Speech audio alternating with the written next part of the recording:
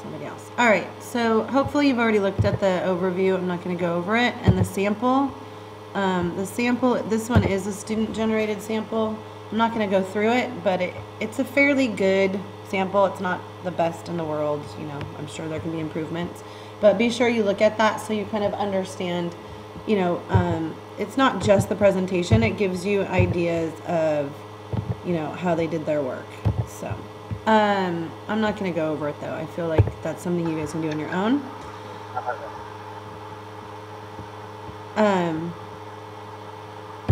Okay, I'm going to keep going. I'm not sure if you can hear me, Samuel, but for the table here,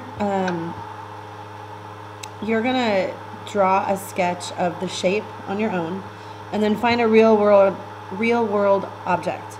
I think this one has been tricky for people. I'm not saying you have to find it in your own personal house, but you could just as easy Google something like someone had mentioned the candy.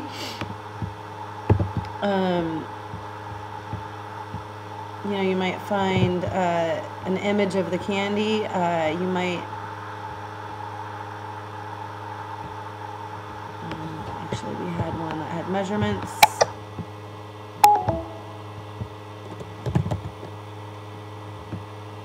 So you might look for the measurements, and anyone have the dimensions? Maybe this is a good one. I don't know if it's a reliable source. And you find the measurements of the candy. I don't have one with me, so I don't know exactly if this is correct, but there's a good source. Another triangular prism that someone brought up was a tent. So you're going to find an image of a tent. Maybe you have one at home that you can look up, or you can type in the dimensions of a 2-man tent. Let's see, I don't know, there's one at Walmart that we found that was a triangular prism. Where is that one? There. This one gives you the length and the width. If it doesn't have the height, you can estimate. I obviously don't have that tent at home. You know, if you tell me it's 20 feet tall, sorry about that. If you tell me it's 20 feet tall, obviously I'm going to know that's not right. But get an estimate. Sorry. So no, this does not have to be something in your own home. But what you do need to know, because this is really all about volume, you do need to know the volumes, the formulas for the volume of these different shapes. I'm not going to go over what those are because that's part of the worksheet. And the other thing's important you can see in the example is that the work is shown. And I want you to show your work here too. So, sorry, I've had a cold. Allergies or something, I don't know. So in this one, it's a sketch. In this, you're going to give the dimensions of a real world object and some sort of image, a picture. Here you're going to write the generic formula, and then here you're going to work it. And that's what you do for each one. Cylinders in your home could be Pringles cans, paper towel rolls, toilet paper rolls, that kind of stuff. Cones, ice cream cones, birthday hats, whatever. Safety cones. Spheres. Okay, so if a sphere such as a basketball is hard to measure, well, we know a basketballs should be consistent, right? So diameter of a basketball should be consistent. And I think it asks for centimeters. So if you have inches, then you'll need to convert it to centimeters. A baseball, diameter of a baseball should be consistent, right? So here we are. The diameter of a tennis ball should be consistent. So those type of things. It is easy enough to use the internet, you know, Google, great Google in the sky to find these things out. So again, if you're having trouble measuring the diameter of a sphere and you have something in your house, a soccer ball or something, you can find that. The other thing that's super important is that you read this article, because you're going to come up with a snack for astronauts in the space station, and the astronauts have certain nutritional needs. Their food system is different than ours. It might be something, you don't want something that's super not crusty, crumbly, falling all over like a, coffee cake or something, I don't know. And it needs to be nutritional. You need to read that. Now, you're going to pick a snack that you consider healthy. Not chocolate bars, not, things like that. But my example is a Kind bar. It's, got protein, it's got healthy carbs, it's got almonds, which have, healthy fat, that kind of stuff. Excuse me. So, if you have a Kind bar in front of you, you know what the portion sizes are and all of that. But if you don't, Kind bar, nutritional facts. I'm going to go to the Kind bar website. You cannot use a Kind bar, by the way, because I am, and I'm giving you that information. So, let's say we chose, I have a good site. Where's the site? Got me right too. Oh, what are you doing? There we go. Oh, sorry about that.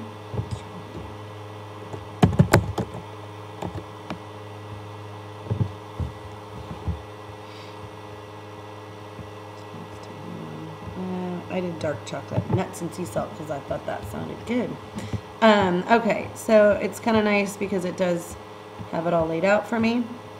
It tells me a serving size is 1 bar, 40 grams, so I would include that. It also tells me the calories, all that kind of stuff. So in this case, I would put 1 bar, 40 grams. I already know that it's 200 calories because it's easily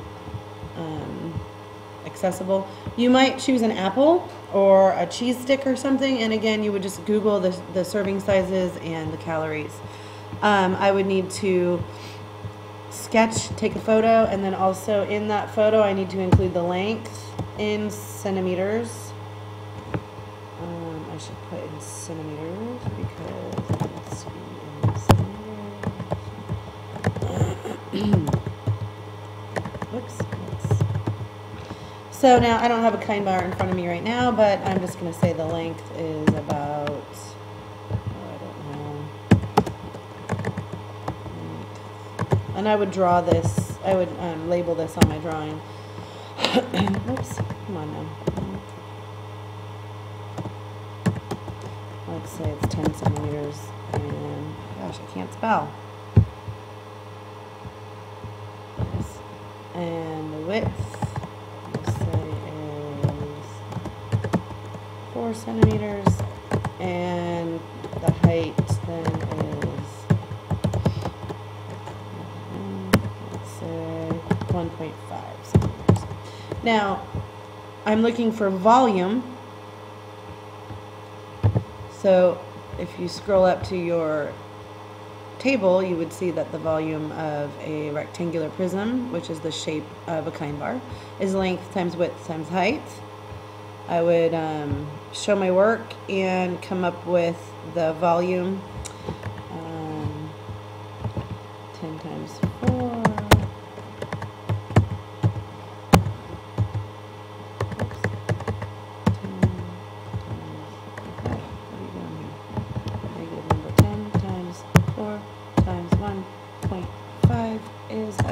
Total of 60 cubic inches. Please be sure to insert equation properly because IN3 is different than cubic inches. Oh, we're doing centimeters, excuse me.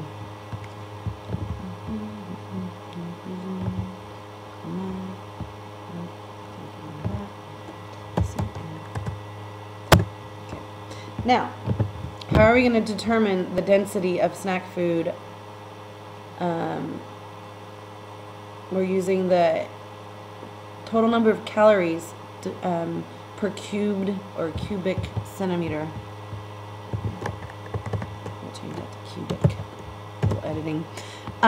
So when we say per, if I say I get paid $10 per hour and I worked 500, I made $500. How many hours did I work? It would be a division problem, right? So I would take my total calories, which up here is 200, and I would divide that in the equation. We're going to say 200 calories divided by the 60 cubic inches, cubic centimeters equals, let's do the math, 200 divided by 60 is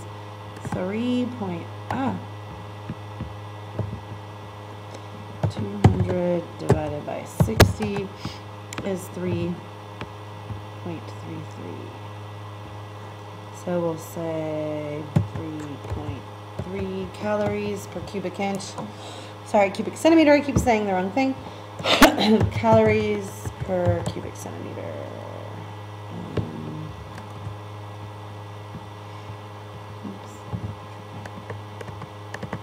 Dang it. Accidentally erased the whole thing. Did I do that? Cubic centimeters.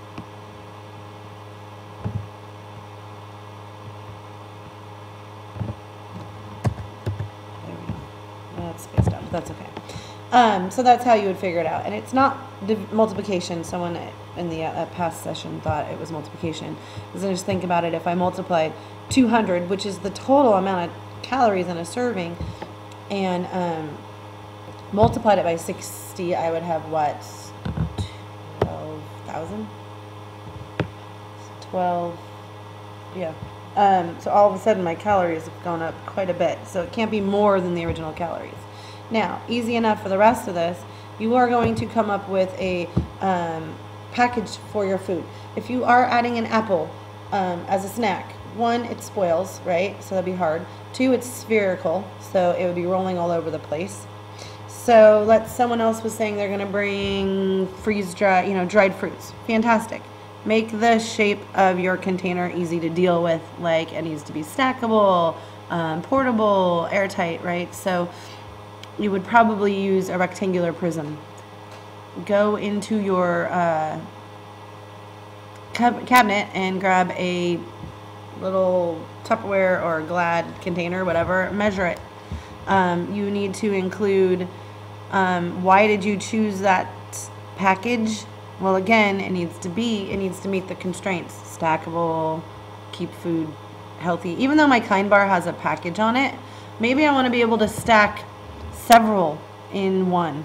You know, maybe it would be wasteful for each one of my packages to have or each Kind Bar to have its own package. You know, maybe you need to stack, I'm going to put 10 in there or 20 in there.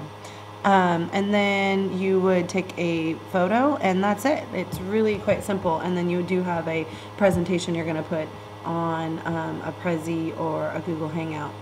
I'm not a Google Hangout, a Google presentation. So hopefully this helps. And